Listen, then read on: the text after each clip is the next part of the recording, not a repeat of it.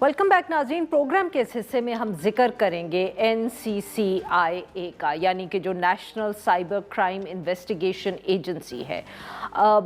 इसका बहुत हम जिक्र करते रहे हैं, पिछले दिनों में ख़बरों में भी रही है।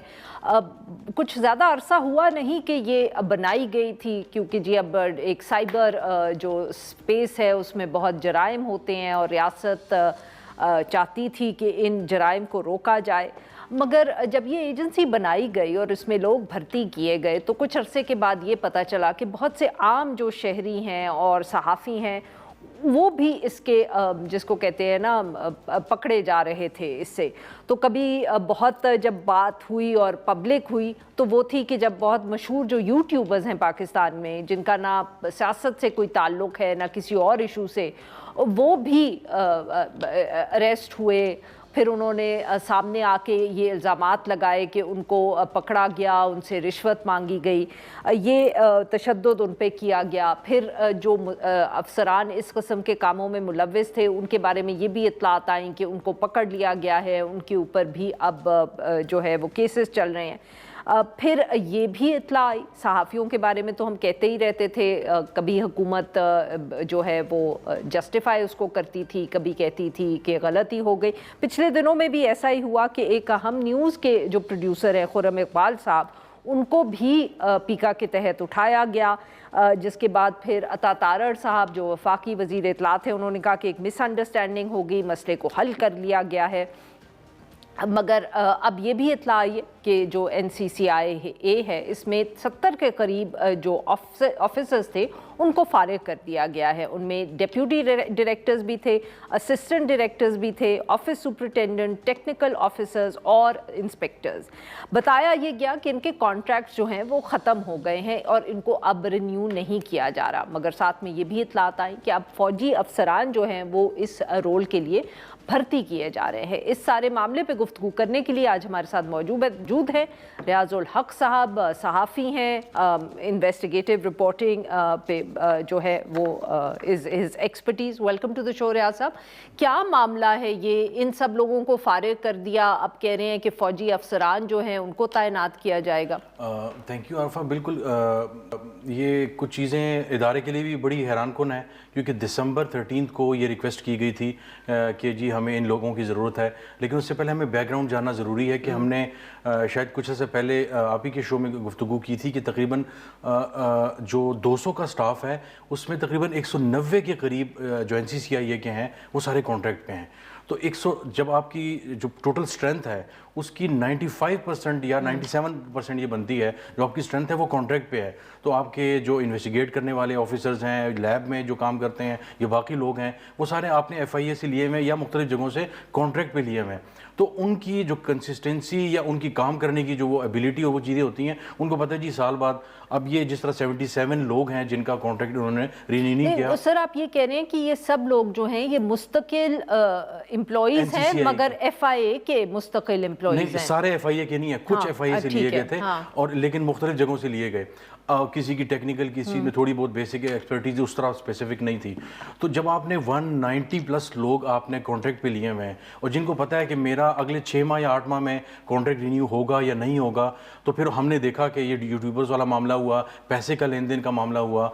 यानी लास्ट वीक हमें इंटीरियर मिनिस्ट्री से पता चला कि जो कॉल सेंटर्स थे, जो स्कैम, जो फेक कॉल सेंटर्स थे जिस पे छापे पड़े, जिसमें फॉरेन नेशनल्स भी पकड़े गए थे, तो उसमें कहा जा रहा है कि 1 बिलियन की रिकवरी अब तक हो चुकी है 2025 से, which is a big number. और ये ऑफिशियल स्टेट्स है मिनिस्ट्री ऑफ इंटीरियर के। तो एक तरफ ये ज़ाहिर है वो उसमें मोस्टली FIA शामिल है, NCCIA के ज़ाहिर है वो नहीं है। NCCIA के लोग पैसों वगैरह में मुलविस थे। तो अब ये बात हो रही थी कि कैसे इसकी स्ट्रेंथ बढ़ाई जाए, और कुछ लोग ये कह रहे थे कि इस इदारे स्ट्रेंथ भी बढ़ाई जाए और प्रोफेशनलिज्म भी हो कि काम वो अपना कर पाएं, ताकि टेक्निकल एक्सपर्टीज आ जाए। अब मसला ये था कि लोगों को लाना मसला नहीं था, ऐसे लोग आए जो टेक्निकल एक्सपर्टीज इनकी हो। दिसंबर में ये रिक्वेस्ट की गई और दिसंबर में किसने रिक्वेस्ट की और किसको की? मिनिस्ट्री ऑफ जो इंटीरियर थी उन्होंने रिक्वेस्ट की मिनिस्ट्री ऑफ डिफेंस को कि हमें NCCIA के लिए कोई ज़ाहिर है जो उसके अंडर एक किस्म का ये आता है, लाइन मिनिस्ट्री है NCCIA की इंटीरियर मिनिस्ट्री। तो उन्होंने रिक्वेस्ट की डिफेंस मिनिस्ट्री से कि हमें ٹیکنیکل جو تقریباً 8 لوگ چاہیے، 2 لاہور کے لیے، 2 کراچی کے لیے، 2 اسلام آباد کے لیے اور 1 پشاور اور 1 کوئٹہ کے لیے. تو فی الحال یہ 8 جو ہے ٹیکنیکل کور کے جو آفیسرز ہیں. نہیں تو سر جو آرمی کے یہ آفیسرز ہیں ان کی ٹریننگ کس چیز میں ہے کہ وہ میں یہ سمجھنے کی کوشش کر رہی ہوں کہ will they be a good fit for civilian authority جہاں انہوں نے انویسٹیگیشن کا کام کرنا ہے. کئیوں نے انویسٹیگیٹ کرنا ہوگا، کئیوں نے لیڈ کرنا ہوگا کہ آرمی کی جو سگنلز کی کور ہے تو موسٹلی کمیونیکیشن اور ان چیزوں کو دیکھتے ہیں تو ان کی طرف سے آئیں گے. کچھ افراد سے جب میری بات ہوئی، یہ لیٹر میں نے انہیں بھیجا کہ جناب یہ تو چیزیں بہتر ہو رہی ہیں، میں نے تھوڑا سا وہ کیا. انہوں نے کہا کہ نہیں ایسی بات نہیں ہے اور فی الحال ہم آپ کو اتنا ہی بتا سکتے ہیں، لیکن یہ چیزیں بہتر ہو سکتی تھیں، لیکن ہمارے گھر کے بڑوں کا ہی اس میں کردار ہے کہ چیزیں اس طرح نہیں ہو سکی. لیکن اب یہ ایک چیلنج ہوگا کہ ایک ڈیفرنٹ ادارے سے دائرکٹ فورسز کا ایک ڈیفرنٹ لائف سٹائل ہوتا ہے. بالکل ٹھیک ہے سر، بٹ ریاض صاحب یہ تو سوال پھر یہاں پھر بھی رہ جائے گا نا کہ یہ اگر ایک نیا ادارہ بنایا اور اس میں اس لیول کی کرپشن ہو رہی تھی تو اس کی ذمہ داری کسی پہ ان پہ تو آتی ہی ہے، بٹ کسی پہ تو آنی چاہیے تھی کہ how did this keep happening for so long. یہ بھی تو ایک ایشو ہے. اس میں کوئی شک نہیں ہے، یہ ایک بہت بڑا سوال ہے کہ پچھلے 6 ماہ کے اندر جو بدنامی NCCIA کے اس میں آئی، ابھی شاید اس کو 8 سے 9 ماہ بھی نہیں ہوئے، اور جتنی بدنامی اس میں آئی، فیک کال سینٹرز والا معاملہ ہوا، یوٹیوبرز والا معاملہ ہوا، آپ کے درجن سے زائد لوگوں نے اسے ریزائن لے لیے گئے کیونکہ وہ پیسے لینے میں ملوث تھے اور جس میں کروڑوں روپے شامل تھے. پھر ہم نے دیکھا کہ اس طرح کی اور چیزیں پارلیمنٹرین سے جو ہے وہ پیسے لینے اور وہ آن لائن فراڈ والا معاملہ بھی ہوا.